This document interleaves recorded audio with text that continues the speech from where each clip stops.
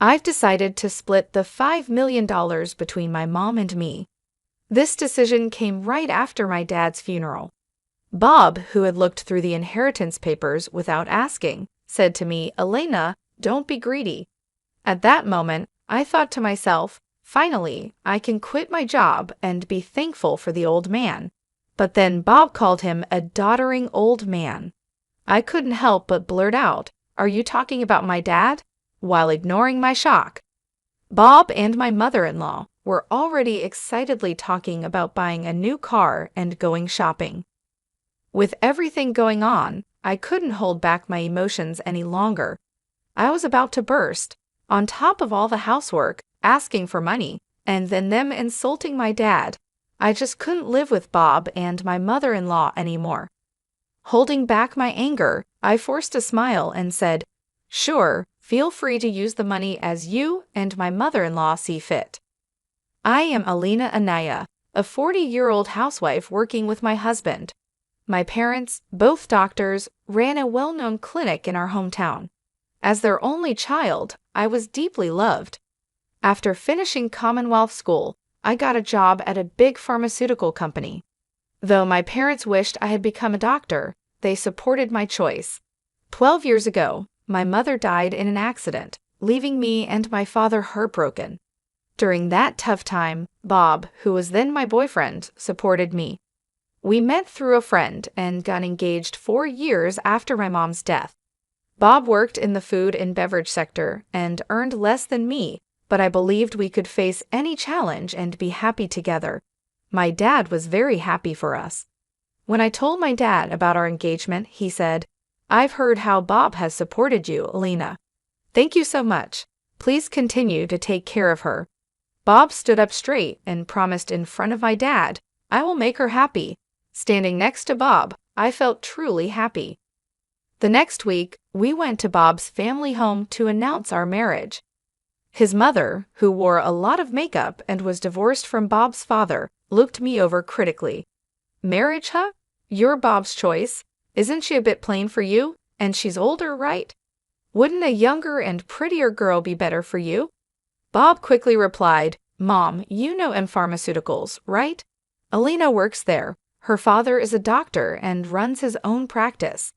I expected Bob to talk about my personality, but instead, he talked about my job and my dad's status. Hearing this, his mother's attitude changed. "Oh, Bob, you should have mentioned these important things earlier. That changes everything. I happily approve of the marriage. Nice to meet you, Elena." "Thank you." After getting approval from Bob's mother, Bob was very happy. However, I felt uneasy even though everything was going smoothly with our plans to get married. When we were about to register our marriage, my dad, who is a doctor and real estate investor, gave me an apartment in a luxury building in San Diego City as a wedding gift. I told Bob, "Dad has given me this apartment as a wedding gift, but it's our new home. Let's live here happily and peacefully together." Bob smiled, and we started our married life. However, after getting married, I realized something unsettling. Bob, who had lived with his parents until then, was almost incapable of doing household chores. He couldn't cook, didn't know how to use the washing machine, and showed no interest in learning. He would leave his garbage scattered around, not bothering to clean up. While I wanted us to share household responsibilities, Bob's careless attitude increased my frustration. In the first year of our marriage, I managed all the household responsibilities, even though I had some complaints and since we were still in the honeymoon phase. But with the exhaustion from work and the struggle to keep up with chores, I reached my limit in our second year. I decided it was time to have a serious talk with Bob about sharing household duties. I bravely shared my unhappiness with Bob, but to my disappointment, he responded without any appreciation or thought, saying, "I'm tired from work too. You're much better at chores than I am, right? It's better if you do them since I'm not good at it." Just like that, Bob hardly helped with the chores, and I continued to handle most of our household duties. But that wasn't the only issue. After marrying Bob, I found out his mother also had some strange ideas. Bob wasn't really into celebrating occasions, so I decided to send a quality scarf and some carnations to his mother for Mother's Day. Even though I picked a nice scarf from a department store, his mother called me displeased. She criticized the scarf for not being from a famous brand and said it was ridiculous to send such an unknown item. I tried to explain its quality, but she wouldn't listen, insisting she wanted something from a very famous luxury brand. Shocked, I told Bob about this when he got home, but instead of understanding, he said, "Just do as she says." Bob didn't support me, and from then on, we started giving his mother cash as she demanded. Moreover, by our 7th year of marriage, she began visiting our home frequently, always finding reasons to ask for money. Bob would always smile and give money to his mother without any complaints. Even though I had a job, Bob's income was small, making our daily life just barely manageable. Out of desperation, I had to dip into our savings to cut living expenses. Despite my frustrations, I knew Bob cherished his mother and she had supported me during tough times. She was the mother of someone important to me, and with that thought, I endured. Now, in our 10 years of marriage, I continue to handle all the household chores and keep giving money to my mother-in-law. One day, during this routine, my father, whom I hadn't seen in a while, unexpectedly called me. The story he shared during our rare meeting was shockingly unexpected. He revealed that he was suffering from terminal cancer and that treatment was no longer possible. Overwhelmed with shock, tears spilled from my eyes. My father gently stroked my head, just as he did when I was a child, saying, "Elena, this is fate. Let's accept it quietly." I asked my dad why even he had to go through this. My days became a constant balancing act of work, household duties, and now visits to my father's hospital. While my job was somewhat flexible, managing the house was tough. When I told Bob I would be taking care of my father, he didn't react or offer to help. "It's tough with your father's sudden illness. Please do your best," was all Bob said. He only visited my father in the hospital once. I was so busy taking care of my father that I didn't have time for Bob. If I had time to worry about Bob, I wanted to prioritize my father. One day, as my father lay in his hospital bed, he suddenly asked, "Elena, how is your marriage with Bob going?" Caught off guard, I thought about Bob's attitude at home and his mother's behavior. I couldn't answer properly. Seeing my hesitation, my father seemed to understand and told me, "Elena, you don't have to endure this. Think about your happiness. Don't worry, you won't have any hardships after I'm gone." I couldn't hold back my tears, and my father silently and firmly held my hand. 5 months later, the inevitable happened. My father passed away quietly. Engulfed in immense sorrow, I started arranging the funeral. Bob showed no interest in my grief and didn't help with any of the preparations. Despite this, I was too busy with the funeral arrangements to pay much attention to Bob.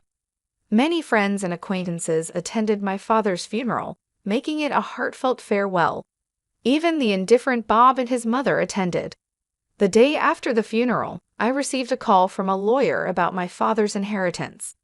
I arranged a meeting with the lawyer and listened to the explanation. The information was all new and quite surprising. After deducting taxes, like inheritance tax, my father's estate amounted to over $5 million. He had not only earned income as a doctor, but also made real estate investments, leaving behind such a vast fortune, all of it to be inherited by me, his only daughter. Wrapped in surprise and gratitude, yet trembling at the thought of handling such a huge amount of money, I proceeded with the inheritance process after returning home. I laid out the documents I got from the lawyer on my desk and started reading them. I was so tired that I ended up dozing off on the sofa for a bit. When I woke up, I heard Bob and his mother talking happily in the distance. "Huh, Bob and Mom too? When did you come?" I asked as I got up. Bob came over with a big smile and said, "Yes, Elena, well done." Confused by his sudden excitement, I noticed the inheritance papers in Bob's hand. "Wait, Don't just read those without asking, I said, shocked and upset that Bob had looked through the documents without permission. I raised my voice at him, but my mother-in-law, not bothered at all, happily chimed in, "Wow, an inheritance of $5 million.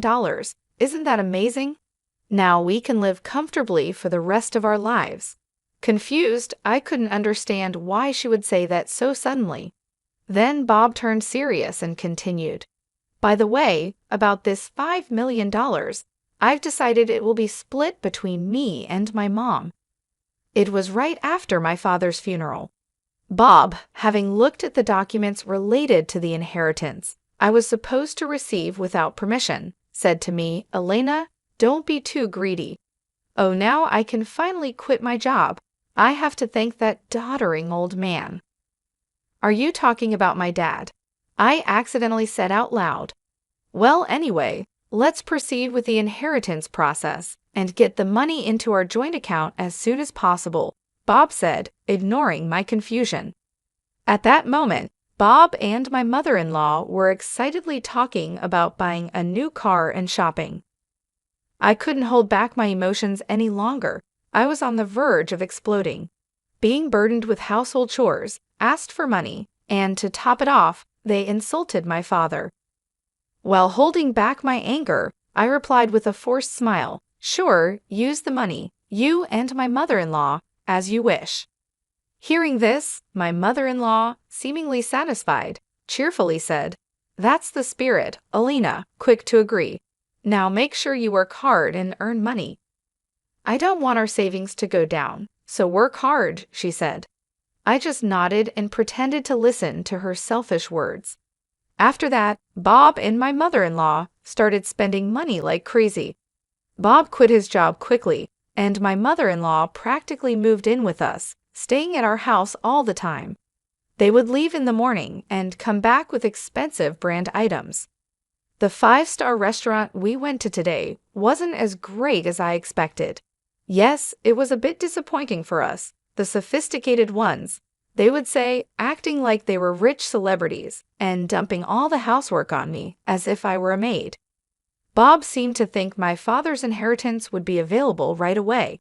He carelessly withdrew money from our joint account, and my savings of $300,000 dwindled rapidly. When I complained about their excessive spending, Bob just laughed it off, saying, "What are you talking about?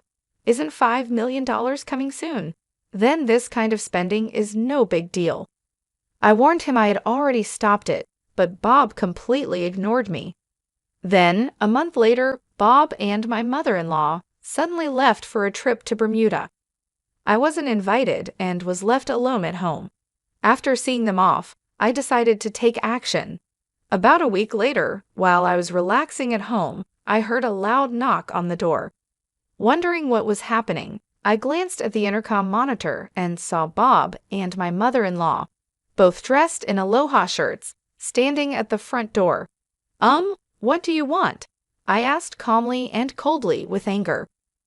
Bob yelled, "What are you even talking about? Why won't the door open?" Seeing Bob and my mother-in-law confused as to why the door wouldn't open, I confidently answered through the intercom, "Well, I changed the locks on the door, so of course it won't open." "What? Why?" Bob exclaimed. "Let's talk over this calmly at the nearby cafe.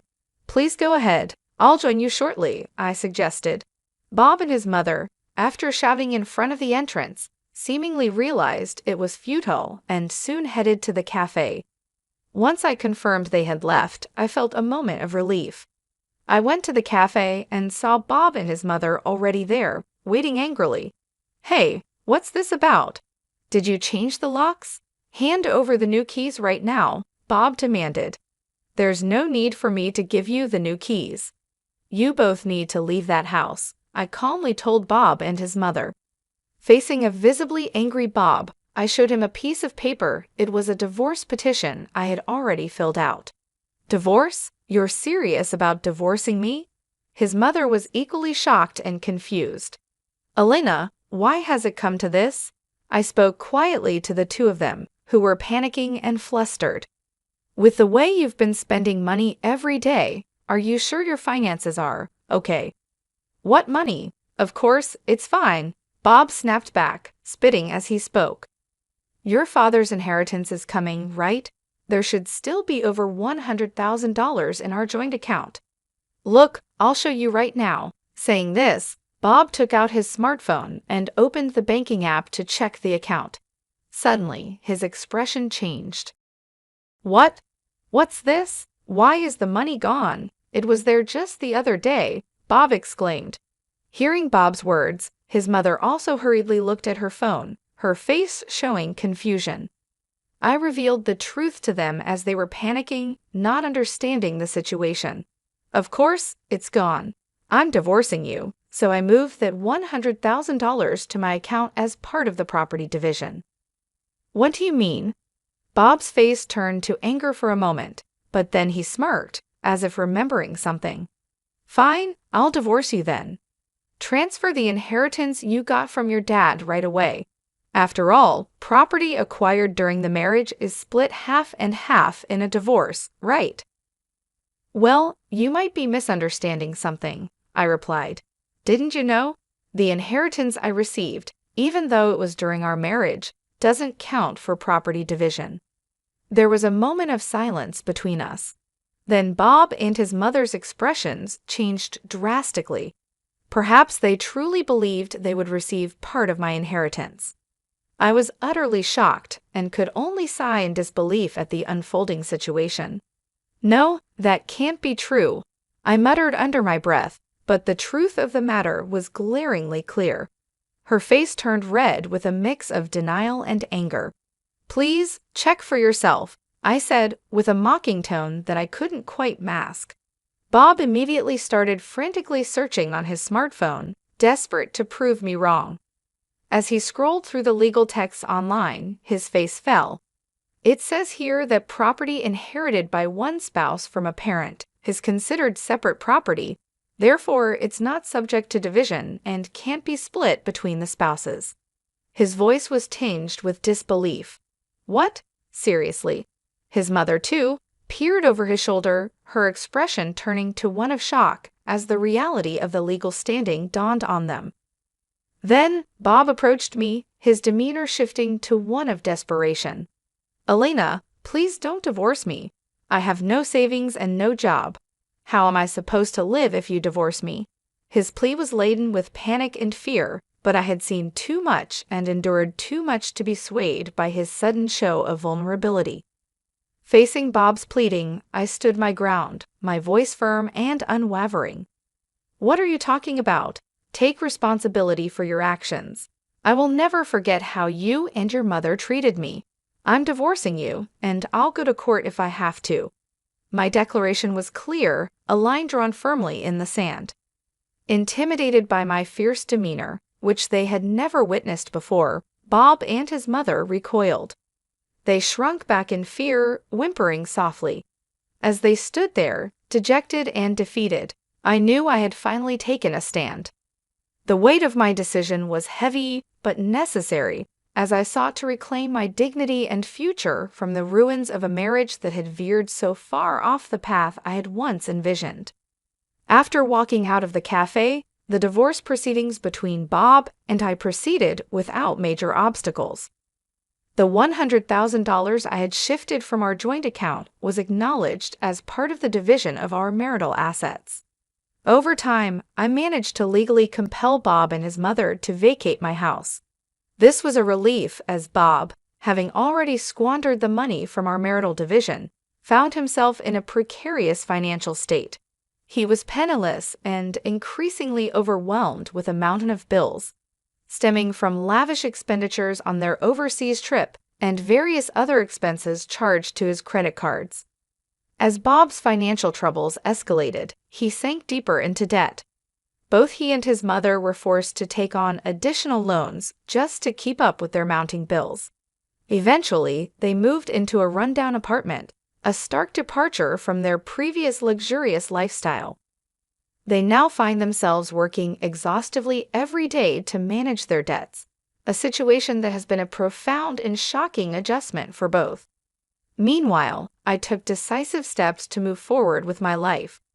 I sold the condo that I once shared with Bob, a place full of mixed memories, and moved into the apartment that had belonged to my late father. This move was not just a change of scenery, it was a step towards reclaiming my independence and starting afresh on my own terms. In this new chapter of my life, I continued my work as before, maintaining the same job that had always given me a sense of stability and purpose. However, with the inheritance I received from my father, my financial situation became significantly more comfortable. This financial security has allowed me to live without the constant stress of monetary concerns that once plagued my marriage with Bob. Living in my father's apartment has brought a new sense of peace and continuity to my life. Every day, I wake up with a heart full of gratitude for the man who not only raised me with love, but also ensured that I would be secure after he was gone. This gratitude has inspired me to approach life with a renewed sense of purpose and determination. With the lessons learned from my troubled marriage, I am now more committed than ever to protecting my happiness and well-being.